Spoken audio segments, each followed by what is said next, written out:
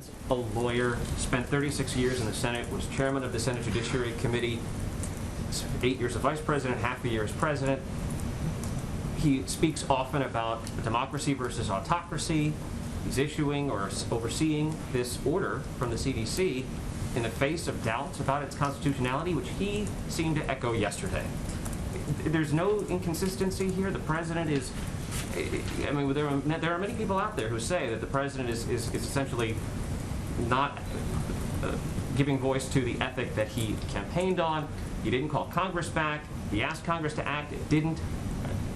How do you square all that? You know, I'm going to ask you who's saying that. Well, there are plenty of people who are saying it. They are not just Republicans.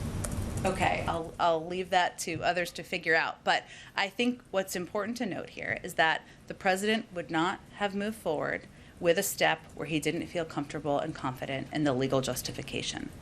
It is also a reality that there are legal steps that have been taken by the Supreme Court in the last few months. And we have spoken to that publicly. We're not going to hide from that.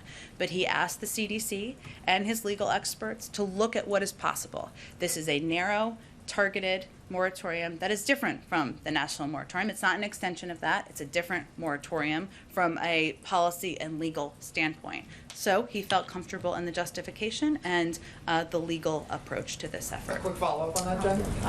Go ahead. Thank you. You mentioned that the president is old school, and Steve noted that the president spent a significant amount of time in the Senate and is also a lawyer. What was the moment that the president became certain that he was on solid legal standing to move forward with this extension? And what was the argument, specific legal argument, that won out and changed his mind? Because yesterday he seemed to be weighing the two options. Well, again, as I've been discussing, the justification from the legal team is that this is a different moratorium.